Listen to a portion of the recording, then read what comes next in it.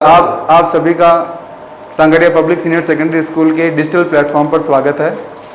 आप लोग पढ़ने जा रहे हैं कक्षा 11 के आओ मिलकर बचाएं कविता का अगला भाग, जिसमें अपन ने पहले पढ़ा था किस तरह से निर्मला पुतुल ने बताया कि जो आदिवासी लोग हैं वो आदिवासी लोग क्या कर रहे हैं कि भाई नगरीकरण के कारण या पाश्चात्य सभ्यता के प्रभाव के कारण वो अपनी सभ्यता संस्कृति को छोड़ रहे हैं, तो उनको मिलकर बचाने की बात जो है कवयित्री करती है।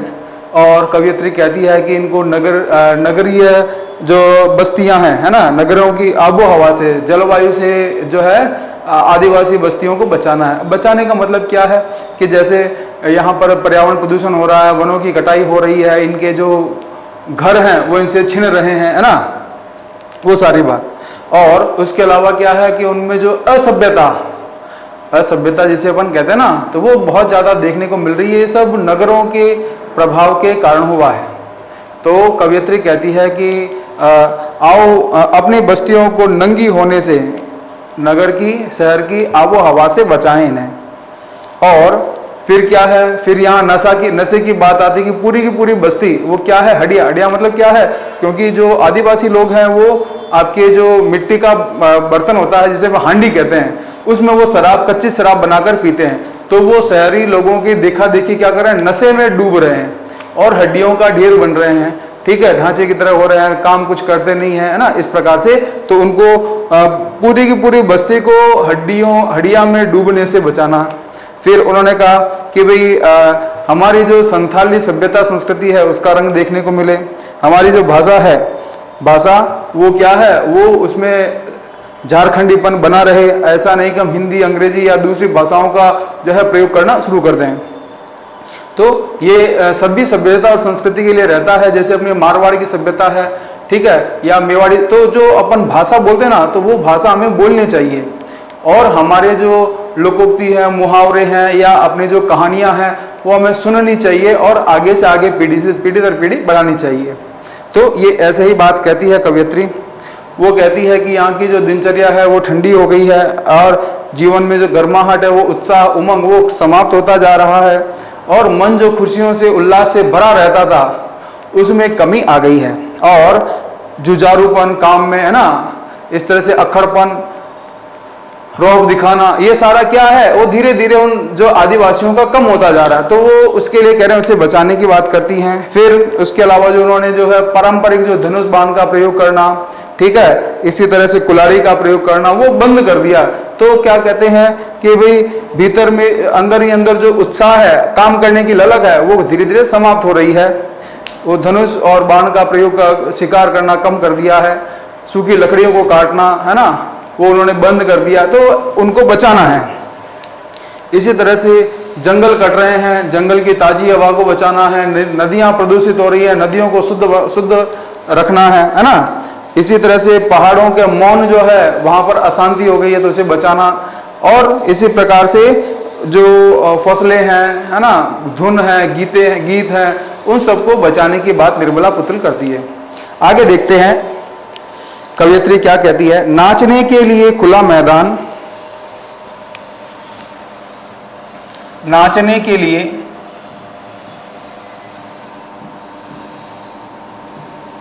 खुला मैदान,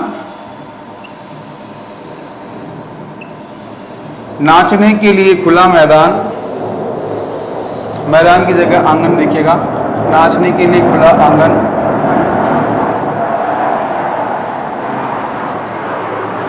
गाने के लिए गीत,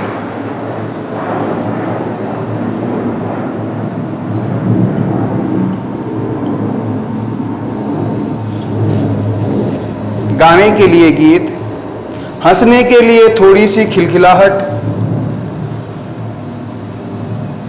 हंसने के लिए थोड़ी सी मतलब कम मात्रा में, थोड़ी सी खिलखिलाहट,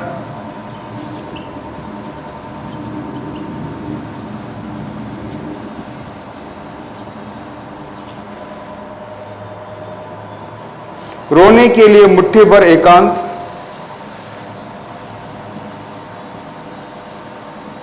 रोने के लिए मुट्ठी भर एकांत, मुट्ठी मतलब कम मात्रा में, थोड़ा सा, है ना, मुट्ठी भर एकांत।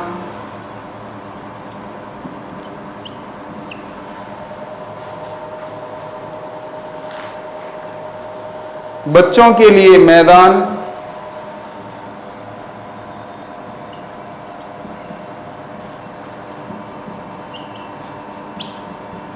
बच्चों के लिए मैदान, पशुओं के लिए हरी भरी घास,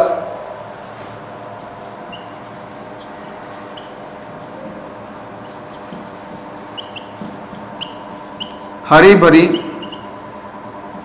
हरी हरी हरी हरी घास,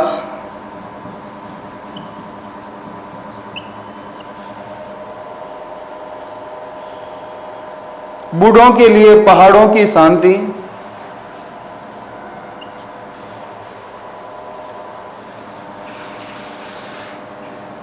बूढ़ों के लिए पहाड़ों की शांति,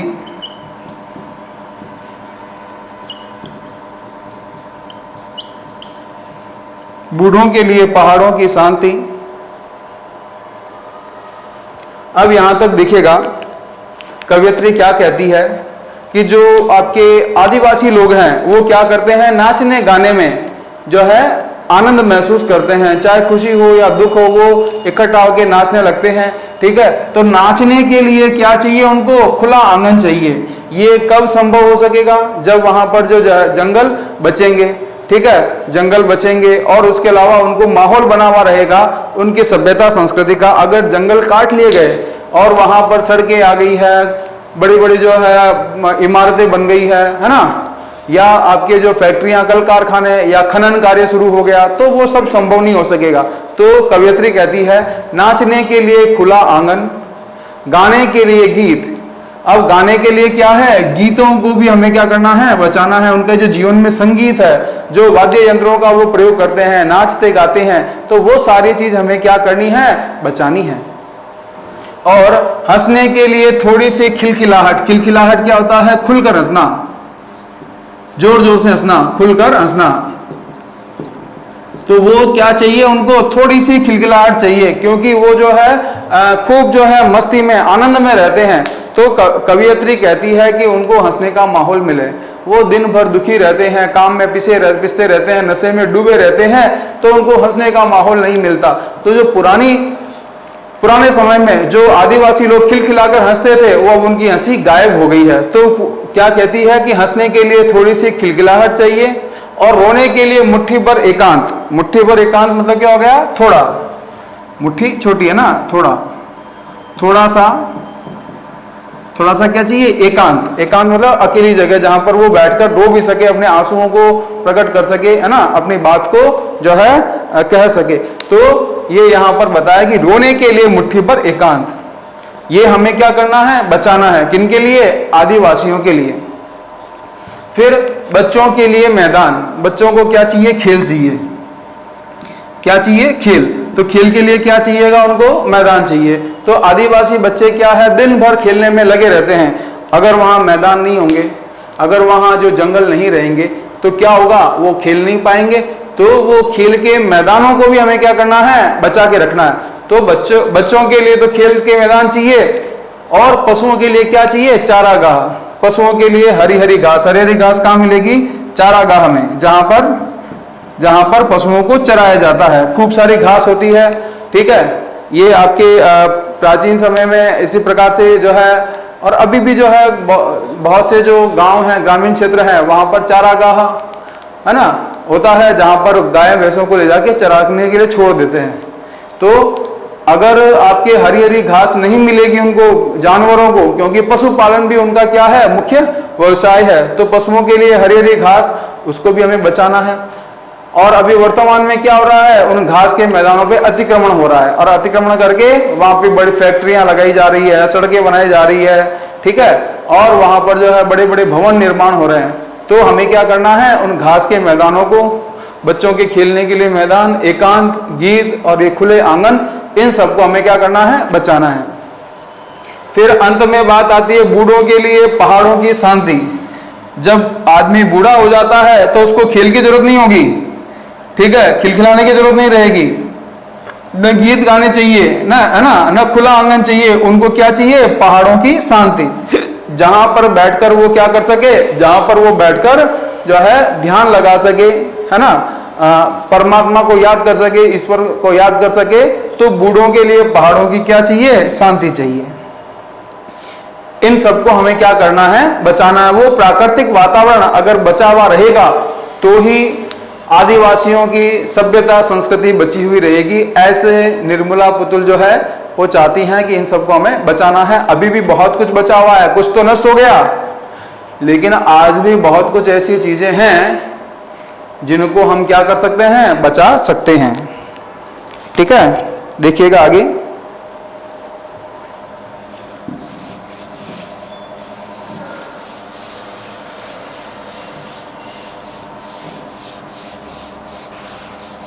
कविता की अंतिम पंक्तियां, जहां पर निर्मला पुतुल क्या कहती हैं, सुनिएगा।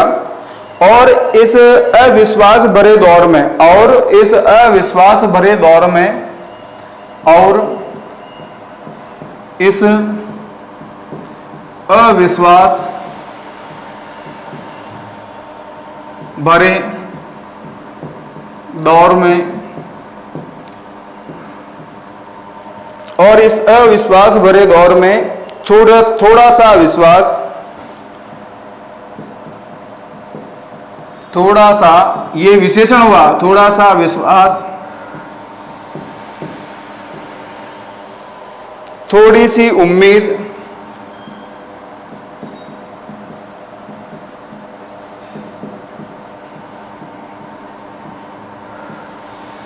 थोड़े से सपने,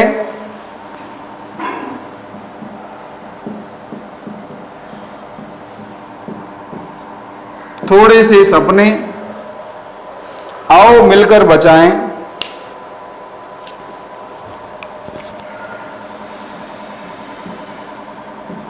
आओ मिलकर बचाएं, आओ मिलकर बचाएं कि इस दौर में भी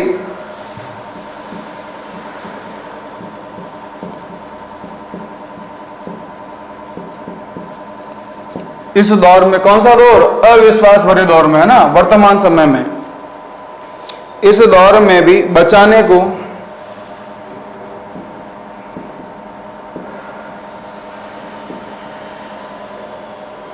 बहुत कुछ बचा है,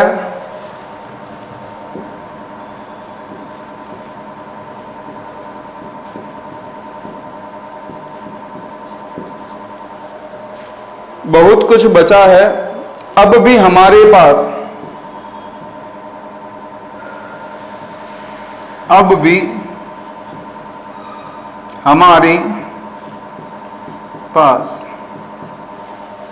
तो कवियत्री कहती है, देखो कि इस अविश्वास भरे दौर में, वर्तमान समय में, कौन सा समय है ये, वर्तमान समय, वर्तमान समय में क्या है, अविश्वास ज्यादा है।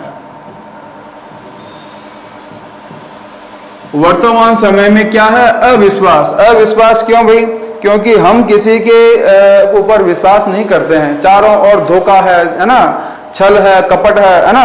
इस प्रकार से इस अविश्वास दौर में, इस विश्वास भरे दौर में जो भरोसा जिसे अपन कहते हैं, वर्तमान समय में भरोसे की कमी,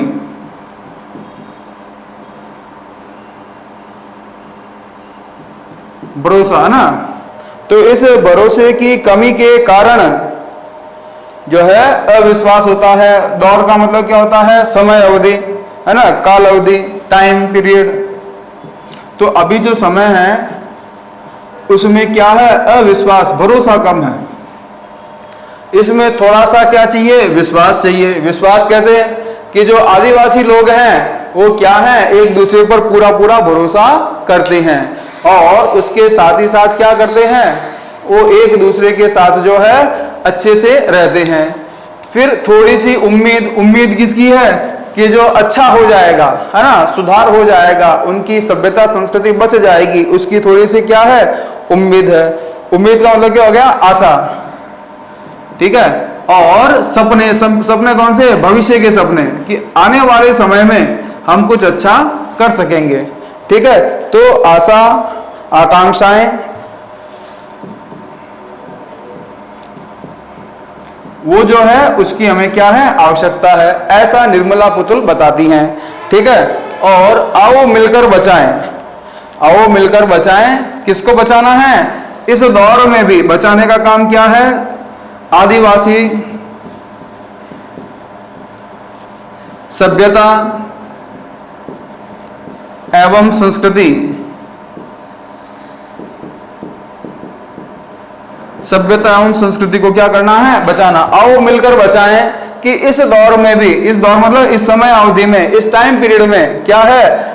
भी बचाने को बहुत कुछ बचा है, बहुत कुछ जो है अभी बचाने के लिए काफी समय है हमारे पास, बहुत कुछ अभी भी संपदा संस्कृति के जो है बची हुई है अब भी हमारे पास। तो हम चाहें तो हम क्या कर सकते हैं? इसे और भी बचा सकते हैं, अभी भी कुछ बिगड़ा नहीं है। ठीक है, जितना पानी बह गया सो बह गया, अभी भी अगर हम इसको रोक लें, है ना, तो सभ्यता संस्कृति आदिवासियों की बचाई जा सकती है। इसके लिए किस किस को प्रयास करना है?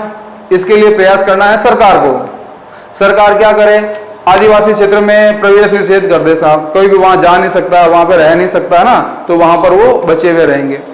सरकार के बाद किसकी जिम्मेदारी बनती है? आम नागरिकों की भी बनती है कि भाई हम जो है थोड़े से लाभ के लिए जंगल नहीं काटें, थोड़े से लाभ के लिए जो है उनका शोषण न करें, है ना, तो उनकी सभ्यता संस्कृति बनी रहे, उसके लिए हम क्या करें? उनको प्रोत्साहित करें, उनको बताते रहें, समझाते रहें, है ना, तो वो सारी चीज क्या है? वो सारी चीज उसमें आ जाएगी। इसके अलावा विद्यार्थियों की क्या जिम्मेदारी है? कि हम भी क्या करें? ऐसी कविता, लेख लिखकर या लोगों को जो है बताकर, समझा कर हम क्या करें? इन आदिवासी लोगों के लिए, सभ्यता संस्कृति के लिए हम क्या करें? काम करें। सोशल मीडिया पर क्या करें? हम इसका प्रचार प्रसार करें। तो इस प्रकार हम भी क्या कर सकते हैं? अपना योगदान दे सकते हैं। समझ में आए बच्चों यहां तक? तो ये अपनी यहां तक कविता अपनी कंप्लीट होती है, और कक्षा 11 में जो आपके आओ मिलकर बचाएं वो कविता समाप्त होती है। अब हम इनके प्रश्नोत्तर पर चर्चा करते हैं। प्रश्नोत्तर पर कैसे कैसे प्रश्न आते हैं वो थोड़ा सा आप लोगों को अगर पिछले वीडियो देखे हैं तो समझ में आ गया होगा। इसमें सबसे पहला प्रश्न कौन सा बनता है? पहला प्रश्न बनता है पठित काव्यांश का। कौन सा प्रश्न बनता है? पठित काव्यांश का, जिसमें इस प्रकार से 5 या 8 लाइन दी हुई रहती है, उससे संबंधित 4 या 5 प्रश्न पूछे जाते हैं। तो प्रश्नों के उत्तर जहां तक हो सके पैराग्राफ के अंदर से देना है, और जरूरत लगे 1-2 लाइन तो पीछे वाली कविता से भी अपन क्या कर सकते हैं? थोड़ा बहुत जो उत्तर अपन ले सकते हैं। लेकिन ये ध्यान रखना, क्योंकि ये पठित है, पढ़ा हुआ है, तो हमें पूरा भावार्थ हमें सब पता है, ठीक है। लेकिन प्रश्नों के उत्तर जहां तक हो सके इसी काव्यांश से ही देने की कोशिश करें, उसी को एक्सप्लेन करें, उसी को समझाएं। हाँ, अपन जो है पीछे वाले के अंश को जो है काम में ले सकते हैं, ठीक है। तो पहले प्रकार का प्रश्न जो है वो पठित काव्यांश का है। दूसरे प्रकार का जो प्रश्न है वो सौंदर्य बोध का आता है। सौंदर्य बोध में 2 तरह के प्रश्न आते हैं, एक तो शिल्प सौंदर्य का, दूसरा आता है भाव सौंदर्य का।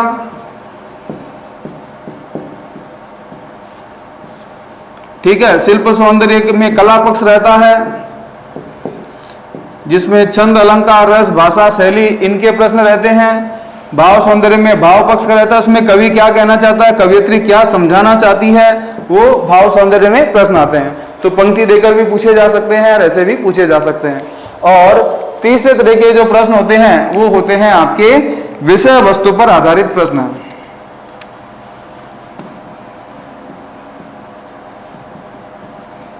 विषय वस्तु पर आधारित प्रश्न।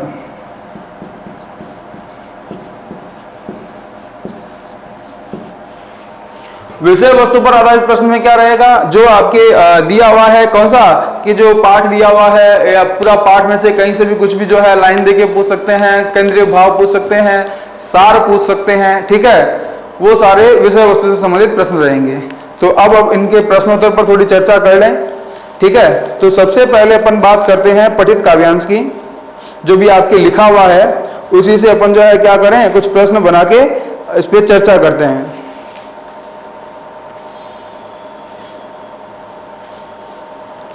और इस अविश्वास भरे दौर में थोड़ी सा विश्वास, थोड़ी सी उम्मीद, थोड़े से सपने, आओ मिलकर बचाएं कि इस दौर में भी बचाने को बहुत कुछ क्या है, बहुत कुछ बचा है अब भी हमारे पास। ये जो आपकी 8 पंक्तियां हुई दे रहेगी, उसमें अपन पहले प्रकार का जो प्रश्न है पठित काव्यांश वाला, वो अपन सॉल्व कर रहे हैं। पठित काव्यांश में क्या रहेगा, 4 प्रश्न रहेंगे। जैसे पहला प्रश्न है, कवयित्री ने आज के समय का क्या दोष बताया है, कि वे आज के समय जो वर्तमान दौर है उसमें बुराई क्या है, दोष क्या है। तो हमें लाइन ये ध्यान रखनी है कि इस अविश्वास भरे दौर में, तो अब अविश्वास को हमें क्या करना है, हमें अपने उत्तर में रिप्रेजेंट करना, इसको एक्सप्लेन करना, इसको समझाना है। तो कवयित्री ने बताया कि आज का समय क्या है, विश्वास का नहीं है, अविश्वास का है। ठीक है, भरोसा नहीं करते हैं एक दूसरे पर, चारों ओर अविश्वास का वातावरण है, लोग एक दूसरे की बात पर विश्वास नहीं करते। लोगों की बात छोड़िए, परिवार में भी जो है विश्वास की कमी है ना। पिता पुत्र के प्रति अविश्वास रखता है ना।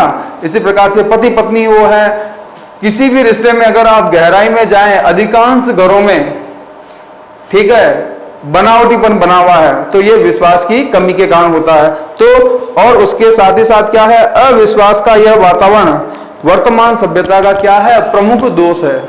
अगर हम इस पे विचार करें तो ये आया कहां से, ये आया है पाश्चात्य सभ्यता से।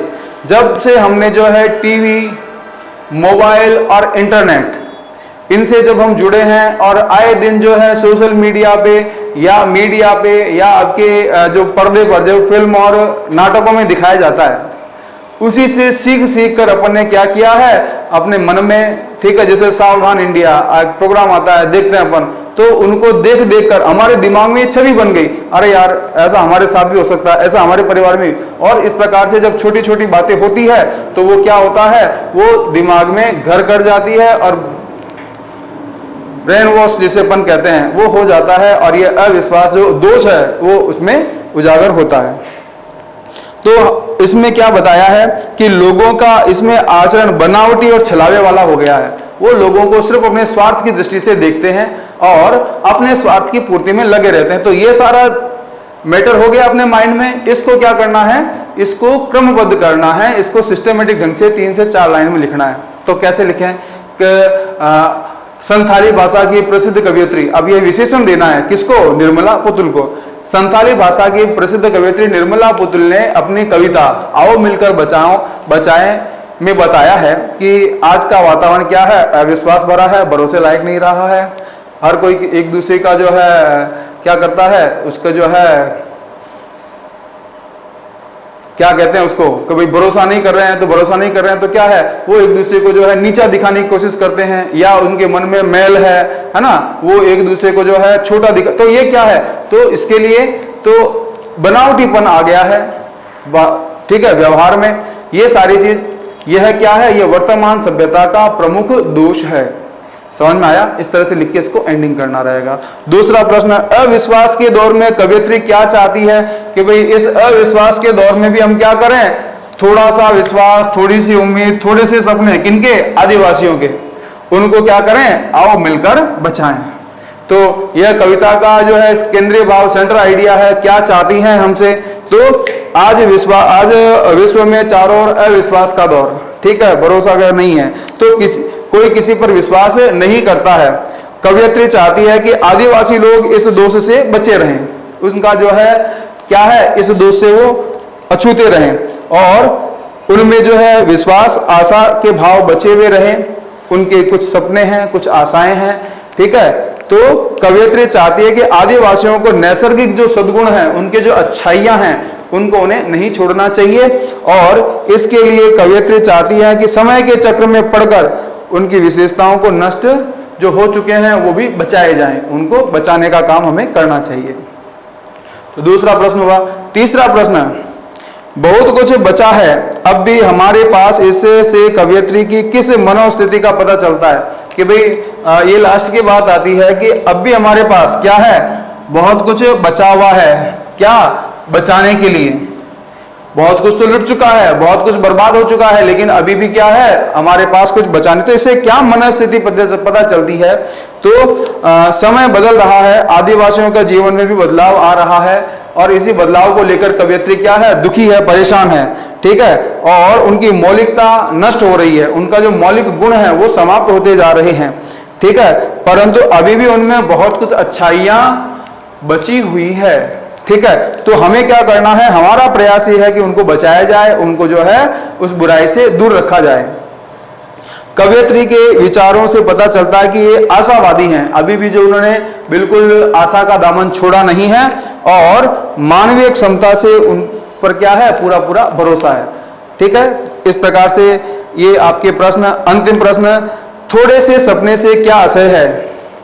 थोड़े से सपने का मतलब क्या हो गया कि भाई हमारी सभ्यता संस्कृति दुर्गुणों का प्रवेश हो गया, प्रतिस्पर्धा, कंपटीशन और आधुनिक चकाचौंध, इसके चलते हुए क्या हुआ है, इससे जो आदिवासियों की विशेषताएं नष्ट हो गई हैं या कम हो गई हैं, ठीक है। जैसे उनमें जो है नशे के जो है वो आदी हो गए हैं, ठीक है। उनकी दिनचर्या में ठंडापन आ गया है, वो भी जो है पेड़ों की कटाई, पर्यावरण प्रदूषण में लग गए हैं, तो बहुत सारी उनकी समस्या है। तो उनको जो है क्या किया जाए, अभी भी वो क्या है, अपने बेहतर भविष्य के सपने देखते हैं। निर्मला पुतुल अच्छे सपने देख रही है कि उनके जो सुनहरे भविष्य हैं, ठीक है, थोड़े से सपने, वो उनकी जो सुंदर कल्पनाएं हैं वो पूरी हों, उसके लिए हम सब की जिम्मेदारी कि हम उसे पूरा करें। अंत में इनकी भाषा शैली की बात करें तो भाषा कैसी है, संथाली भाषा। संथाली से इसका क्या किया गया, हिंदी में अनुवाद किया गया है। भाषा सरल, सहज, सुबोध, भावों के अनुकूल है, प्रतीकात्मक है, विशेषण विशेषणों का अधिक प्रयोग हुआ है, अलंकारों में उपमा अलंकार, अनुप्रास अलंकार और अंत्यानुप्रास अलंकार का प्रयोग हुआ है। गुण कौन सा है, गुण की जहां तक बात करें प्रसाद गुण है, ठीक है। और उसके बाद अगर अपन बात करें पद अतुकांत, है ना, जिनमें तुक नहीं मिलते हैं, राइमिंग नहीं होती है, तो इस प्रकार से इनकी जो सौंदर्य बोध से संबंधित प्रश्न आते हैं उनमें भी अपने को लिखना रहेगा, ठीक है। तो ये हुआ अपने कविता आओ मिलकर बचाएं निर्मला पुतुल की, ठीक है। विषय वस्तु से संबंधित प्रश्न आए तो पाठ के बीच में से रहेंगे, पंक्ति देकर दिए हुए रहेंगे, ठीक है। तो अपना जो है कविता यहीं पर समाप्त होती है। धन्यवाद।